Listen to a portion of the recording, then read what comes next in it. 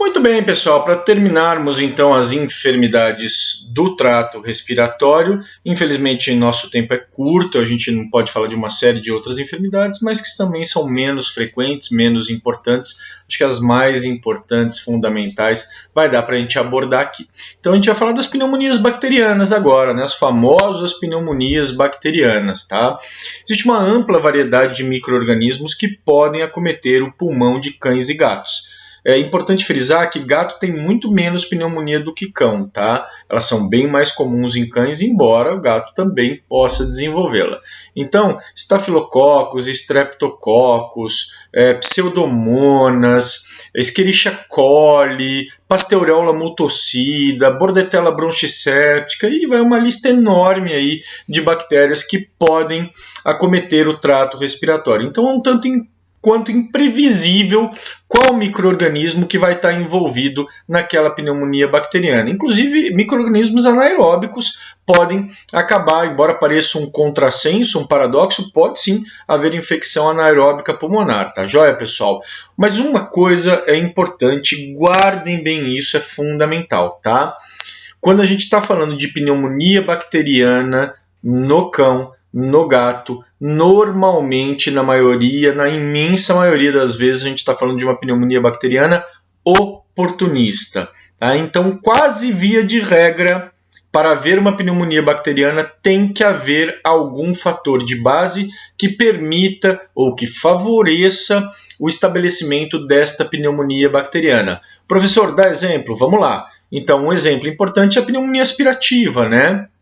Quando ocorrem, por exemplo, enfermidades da garganta, a gente viu, por exemplo, a paralisia de laringe, uma complicação da cirurgia, é a pneumonia aspirativa. Vocês viram também com o professor Paulo o megaesôfago, né? As dilatações esofágicas, qual que era uma das principais consequências? Exato, pneumonia aspirativa, a calásia cricofaríngea. Então, são vários exemplos de enfermidades que podem causar aspiração e pneumonia bacteriana oportunista.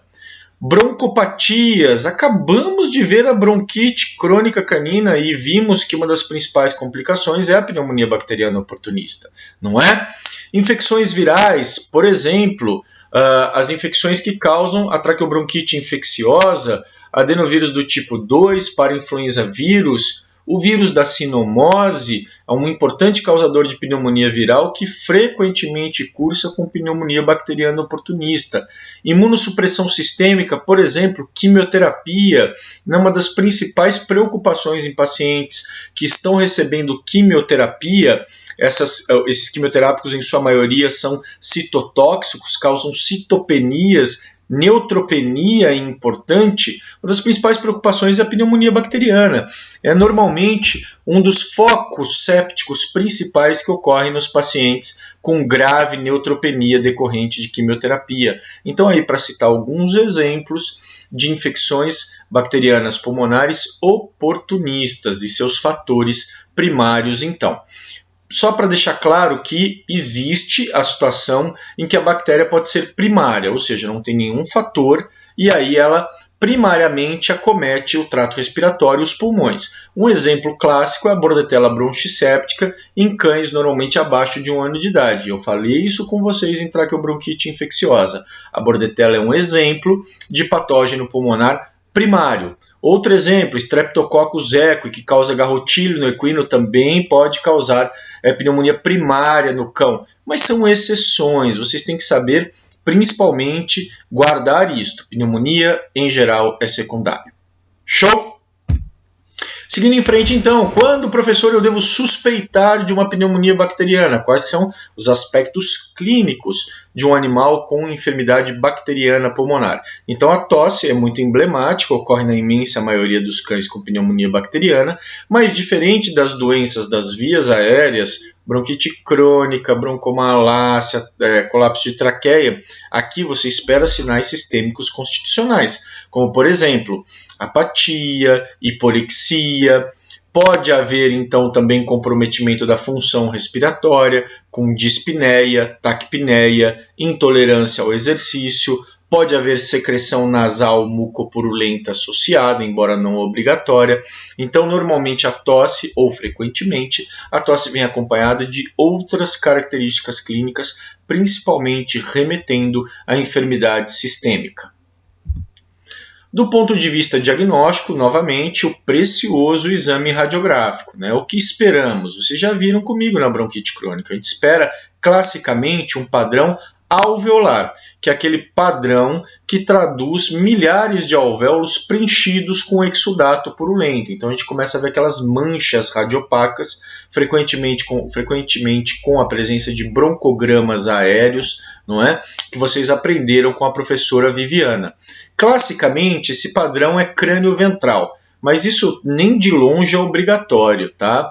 Mas classicamente a gente tem aquele padrão alveolar acometendo principalmente lobos pulmonares craniais e ventrais. E pode haver consolidação pulmonar. O que é isso, professor? Consolidação é quando um lobo inteiro é preenchido com secreção. Então ele fica todo radiopaco. Tá? Isso é comum, por exemplo, em infecções anaeróbicas, que eu comentei anteriormente com vocês, que pode acontecer em pneumonia bacteriana.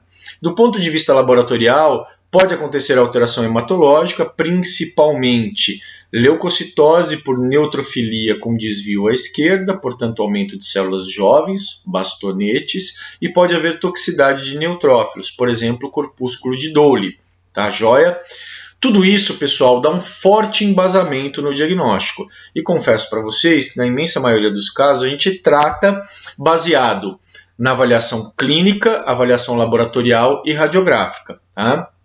Mas, de fato, para definição diagnóstica, é necessário documentar a infecção com amostras pulmonares. E, quando eu me refiro à amostra pulmonar, eu estou me referindo principalmente ao lavado broncoalveolar. Então, novamente, aquele exame onde, preferencialmente por meio de endoscopia, a gente instila a solução fisiológica e coleta de volta essa solução fisiológica, que vai vir repleta de células, micro-organismos, e a gente vai avaliar isso laboratorialmente. No lavado broncoalveolar de um animal com pneumonia bacteriana, eu espero ver inflamação neutrofílica e bactérias, né, fagocitose de bactérias, então um quadro séptico.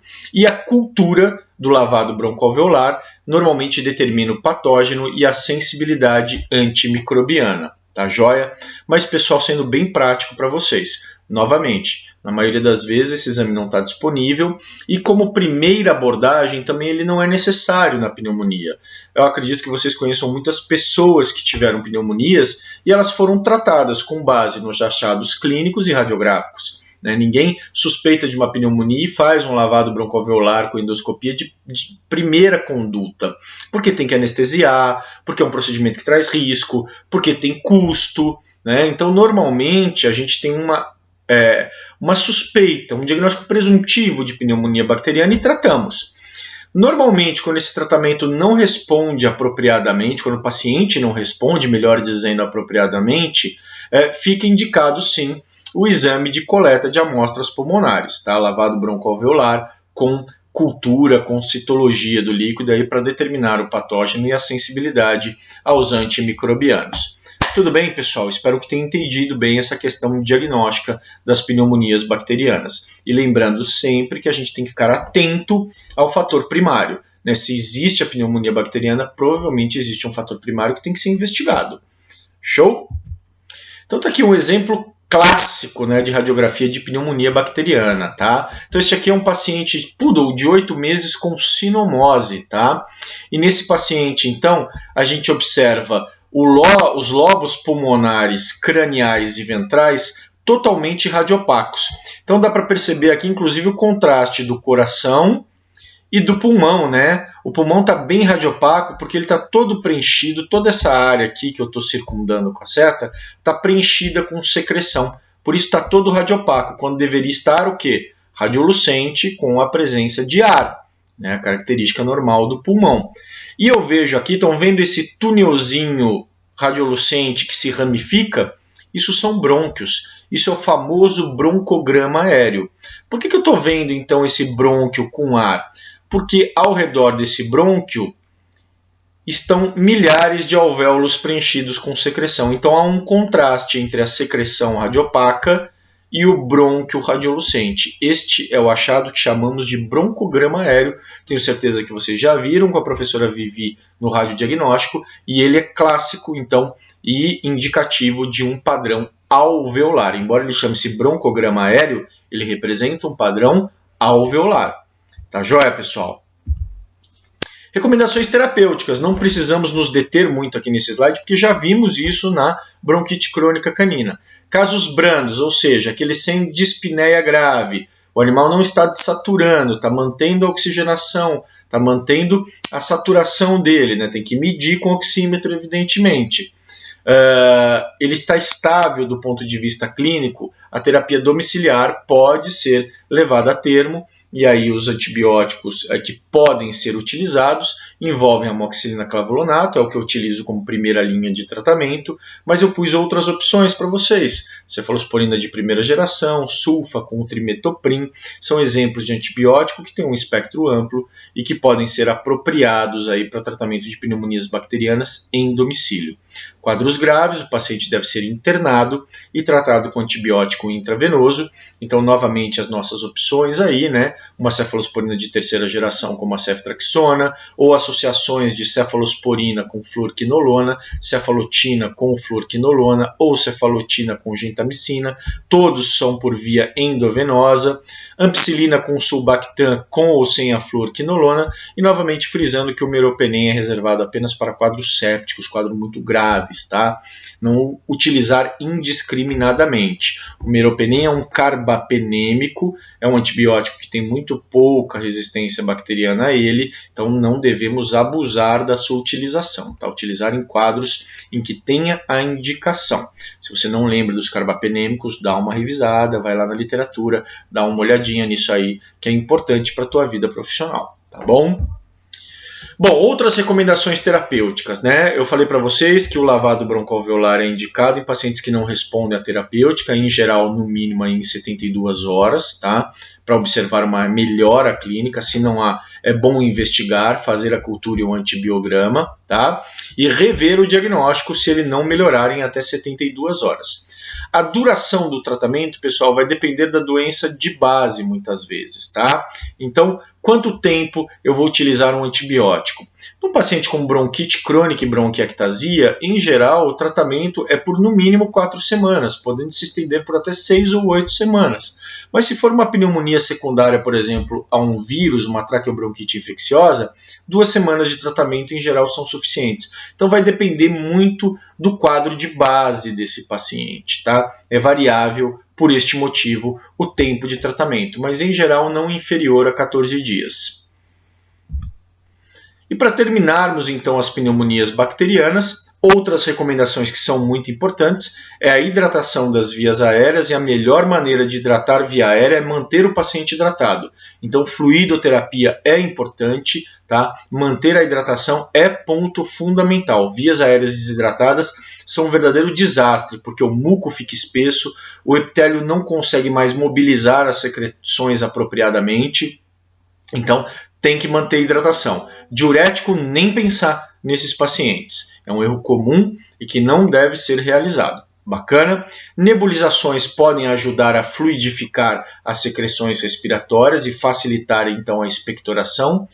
Broncodilatadores são polêmicos na pneumonia. O que eu posso dizer para vocês? Utilizem se o paciente tiver importante dificuldade respiratória. Aí vale a pena tentar um broncodilatador. Aí pode ser o metilxantínico ou os beta-adrenérgicos que vimos anteriormente. Fisioterapia, né, principalmente a tapotagem, né, que são tapas, digamos assim, vigorosos na parede do tórax, para desprender a secreção dos brônquios, tá? Pode ser realizado na tentativa de melhorar, então, novamente a mobilização das secreções para fora do trato respiratório. E, assim, a fisioterapia é questionável, tá? A eficácia dela, digamos assim. Mas é bom vocês saberem que existem essas ferramentas, essas possibilidades. E essa aqui é importante, em terapia com oxigênio. Quando, professor? Quando o paciente apresentar grave dificuldade respiratória ou sinais de dessaturação. Então, a oximetria ali vista então, com este aparelhinho, que se chama oxímetro, batendo ali em 92, 91, terapia com oxigênio já é importante, tá? Então, não pode deixar o paciente dessaturar. Se você tiver o recurso da gasometria, melhor ainda, né? Que aí você vai ver a pressão parcial arterial de oxigênio e é um indicativo importante para guiar a terapia com oxigênio. Mas não tendo, a oximetria vai muito bem, serve bem para a gente ter esse parâmetro. Tá joia, pessoal? Muito bem, finalizamos assim pneumonias bacterianas. Nas próximas aulas vamos falar das doenças pleurais, que também são muito frequentes e muito importantes. Até daqui a pouco, pessoal.